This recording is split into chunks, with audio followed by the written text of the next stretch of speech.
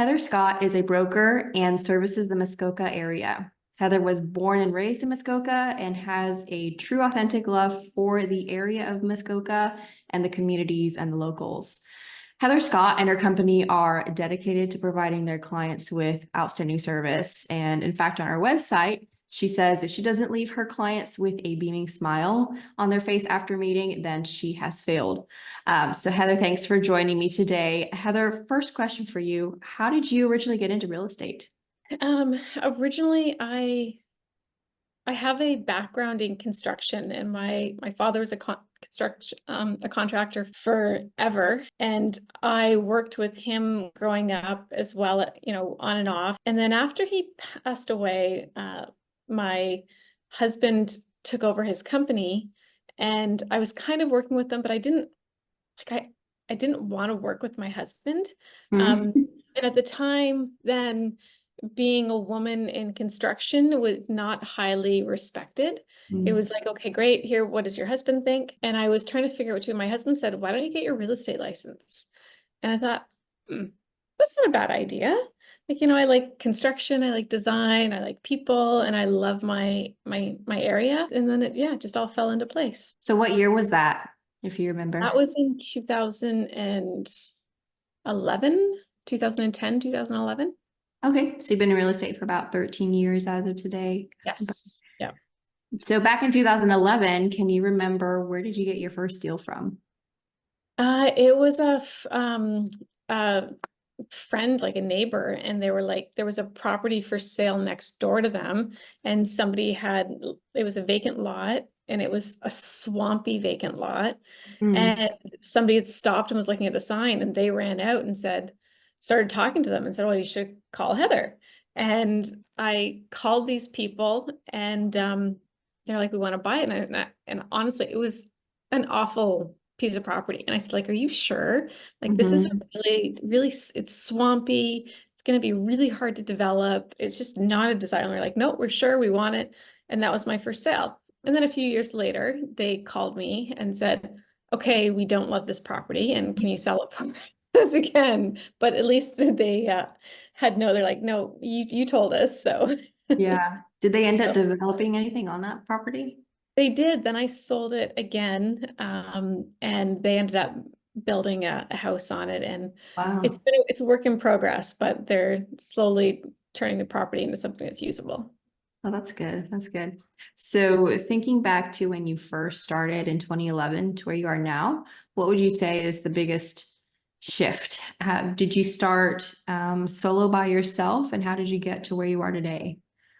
I started on a team, which I realized fairly quickly that a team wasn't really for me. But so I worked on my own, but then I started working with another agent, just kind of as we partnered up, and that seemed to be a really good fit for me, because real estate is a lonely business. Mm. And it's nice to have somebody to work with you. And then she decided to leave and move away to a different city.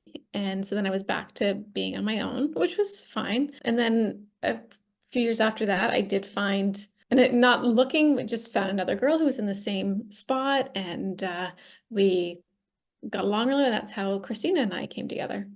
Okay. So Yeah. right now, is your business kind of set up like a partnership, how it was Yeah, previously? we're pretty much a partnership. So we do everything together, but we can go in different directions, we can cover more ground, but at the same time, our clients don't feel like they're being handed off to somebody else. We both know what's going on every sale. Okay, that's wonderful. So besides you two, do you have any full-time or part-time staff? We do have a part-time admin. She's awesome, and that really helps us. We're still pretty efficient, and we're still getting used to relinquishing duties to make her full-time just yet, but we're getting there. Yeah, yeah. Is it because you struggle to offload, you struggle with trust to offload tasks, or is it the Yeah, time? I think it's more some of it's the curve of the training time that is just quicker and easier to do it myself. Yeah. Um, Some of it is trust a little bit, and it's not like I feel like I have to hang on, but it's just I hadn't found the right person yet. I think this one is the right person. So now it's like, okay, well, you can do more and you can do more and you can do more, and it's actually pretty nice. Yeah, it is nice once you start giving away responsibilities. What sorts of tasks has your admin taken on for you? She has taken on a lot of our database management, and she's taken on a lot of paperwork, like inputting buyers and sellers and getting them into the system when they start. She does a lot of our social media. We set out our plan, but she makes sure that it gets all scheduled and time sent, and does all our feedback now, and yeah, so a little more each month right now. That's good. That's good. It gets kind of addictive once you start offloading tasks and you have more time to yourself. For me anyway, at first I was scared Yeah. like you, and then probably 6 months into it, I said, what else can I get rid of? Well, it Um, is, 'cause it's like it like frees up my head for like the other things that are so yes. important, little details and that are, yeah, just make some space. Yeah, yeah, definitely. So today, I know you mentioned like your first Mhm. sale was from that vacant property, but today, where would you say the majority of your business comes from? We do get a lot of our business from repeat and referral, as well as we get a lot of business from new clients that come in through our website or social media. Okay. And is that social media paid advertising or organic? Or mostly organic. Oh, okay. Yeah, we find we get a lot from through just our regular feeds. And is that on Facebook, Instagram? Mostly Uh, Instagram. okay. What Yeah. sorts of things are you posting on Instagram to kind of get new We clients? post a lot of more community type things. Like, I don't want to say like not neighborhood expert, but we are kind of. I mean, I'm born and raised here. So and we really like to promote a lot of other local businesses and people who are just doing good things in the community. That's great. So you come from a place of value and people appreciate that. And Yeah. then do they proactively reach out to you, or do you ever have posts that say, reach out to me if you have real estate questions? Usually they reach out, and we do have posts that say reach out if you need help, send us a message and we're here. That's great. And is that something you're managing, or is your admin managing those messages? I manage those. Yeah. Okay. Yeah. Yeah, that was tricky for us. It's so easy to lose messages on Yeah. Instagram. Oh And so yeah. I had my virtual assistant start to add people just name only to follow boss. And Oh each Instagram conversation has their own unique URL. So we yeah. created a custom field in follow up boss with that URL. Oh, And we set up follow up tasks for her. And we have oh like we took our drip campaign we were using for email and yeah. made it work for Instagram messages and just have tasks sent out through an action plan that says send this Oh, good idea. message out. And we've resurrected a lot of people that way who we Yeah. don't have an email or a phone number, but we know that they're on Instagram and we've messaged them Yeah. before. So That's great. there's a lot of That's, hidden business yeah. there. There is, and that's actually one of the things that she has been doing is going back through and kind of combing through those to get more complete information, because I find I was on the go so much and with, you know, so many things to do. It's like, okay, Sally wants to buy a house. Okay, well, I know the house and I know this and I can help Sally, but I don't know anything else about her. Uh-huh. So Yeah. now she can take on that, and you know, I can still keep going and helping and working on the problem, but she can now get the Get fields to all know. filled out and get, yeah. Yeah, yeah, that's great. So would you be open to sharing an overview of what your current technology looks like? The CRM you're using, the website you're using, any other outside tools you're using? We have a real estate webmaster website, and they're great. Like it's we've got an account manager, so anytime I need something, I just message her. She gets back to me like immediately, and it looks great, and it's easy for us to update and add things. So we're really big on updating coming events and keeping an events calendar, and we create single property websites through that. So we can manage that, or my admin can do that.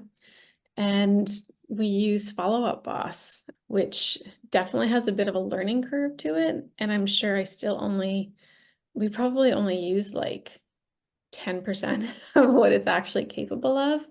But it's been really great. And I was really terrified of it to start. Yeah, yeah. Had you used a CRM in the past before you switched to Follow Boss? I actually used a Follow Up Boss in the past, and then I was just like, I can't handle this. This is too much. And then I had another one. I used Exact Contact for a while, and that was okay, but it just felt clumsy. Mm. And then I had Kit's uh, Keep in Touch Systems, their contact system. And that was actually a little bit easier to use and a little more intuitive. I enjoyed that, but Follow Up Boss is just superior to, in my opinion, all of them. Yeah. And it works really well. The way it integrates with all of our realtor.ca, our website, and yeah, how we can pull everything together. Yeah, I agree. Follow Boss is superior. How long have you been using for Follow Boss this second go round? This has been just over a year now. Okay. Yeah, just over a year. And over that year, half year, what sorts of problems were you experiencing with Follow Boss to where you were looking for possible outside help with your CRM? Just I knew the action plans would be really great to use, but they just didn't seem like they were right for the type of business that I do. And I was just like, this is so overwhelming to think about trying to go and do that. So that's really where we started to look for help. Yeah. What ultimately led you to seek outside help rather than create your own action plans? Just lack of time and lack of technical ability, honestly. I'm not technical person, but I'm not a technical person. And it's just like, I know my time is spent better doing other things. Yeah, yeah, I understand. On that theme of delegation, delegating Yeah. to your admin, delegating Yes. technology. Yeah, absolutely. So you mentioned that your biggest pain point was action plans. So can you share for those who don't know about Key Technology and what we do, what you currently have set up in Follow Up Boss now? Well, now we have action plans that are set up to run for different types of clients, depending where they are in the buying process, or past clients, or active clients. You have just like everyone can be treated like it's really thought out for them. So it's not somebody who's getting something that's not relevant to them. Yeah, yeah, that's great to hear. And how long have you been using that setup in Follow Up Boss? Has that been about 5 or 6 months now, almost? Okay. And since launch, what sorts of results have you seen either with the action plans or Oh my the way gosh, you it's work in Follow incredible. Up Boss? Yeah, honestly, it's incredible because it's doing things in the background that I don't have to implement. And what's great is the way it works is, it's communicating, and then as soon as it gets a response, then I can take over. So I'm not, I don't want to say wasting time trying to do all the follow-up myself, but it's doing it for me. And then as soon as that communication starts, okay, that's where I take over. And that's my strength, is to then start working with the client. Yeah, yeah, that's great. That's great. It helps you get responses, helps you Mhm. cultivate the relationship and build trust. And that way you have the time to spend to actually work Yeah. with those clients. So since working with us for the past 5, 6 months, what has our support been like? Oh, fantastic. Like, um, a lot of stupid questions in that, and things that probably, like, a few more attempts I could figure it myself, but everyone's so kind and quick to jump on to help, which was probably a really simple question in the first place. Yeah, yeah, that's great to And that hear. was great and really quick. Yeah. Good. Yeah, I saw that you were messaging, I think it was Jenna on our team via Yeah, email just a couple months ago. yeah, I'm glad that you're staying in touch with her. yeah, yeah, no, it honestly, it's really helpful. And I'm not sure we'd be as far along using Follow Up Boss if we didn't have your help. I appreciate you sharing that. So I have one final question for you as we wrap up our conversation. It's a little bit off topic, but I'd love to hear one innovative or lesser known strategy you've implemented in your business. It could be something that's had an impact on your client experience, client retention, your business growth, how you manage your leads. What's one thing you can think to share? Hmm. Um, the one thing we really do well, I think, is we really try to, um, it's such an emotional thing that we do. And as much as we try to make systems so we can, make it a little bit easier, a little more mechanical, it's not a mechanical business. It's especially like where we are, we deal with a lot of um, older clients who've owned their home for 30 or 40 or 50 years when they're selling it, or cottages that are being traded from family to family. And there's so much emotion. We really try hard to personalize every transaction. That is not just a transaction, that these are people's emotions and lives and investments. And I think that's really our strength and what we do well. Yeah, I love that. Yeah, I'm on the other end. I just bought a house and we're about to sell our previous home. And my agent did a really good job of like little touches here and there. They made sure to call me at least once a week to check in and give me an update. And then before closing, they sent over some boxes and packing tape. And Yeah, then they also sent me like return labels. I don't know yeah. if that's if you use those in Canada, but those little touches really meant a lot. And then on closing day, we got cookies, which I don't need cookies, but they were delicious. Right, me too. Yeah, it is. It's funny how it's the little things that matter. And, if you're not there and you're not able to follow up and continue the relationship, you know, the, the sale closes, like, and you're gone on to the next, then it's like, oh, like yeah, you The just start transaction to looking. you. Yeah, Well, I appreciate your time, Heather. That was sure. lovely to get to know you a little bit more and about your journey. One thing I forgot to ask, is Muskoka considered like a smaller community or what's the population? Muskoka Lakes is about 8,000 people, which in July and August, we probably turn into about 60,000 people. Like Oh, wow. yeah, so we're very much a summer, second residence, like cottage community. We're definitely becoming more of a year-round community, but we're really, May through October is our busiest time. July and August are our really busy times. Very good. Well, Yeah. thank you again, Heather. I appreciate Oh, my it. pleasure. And you have a really good rest of your week. Thank you, you too. Thanks. Bye-bye. Bye.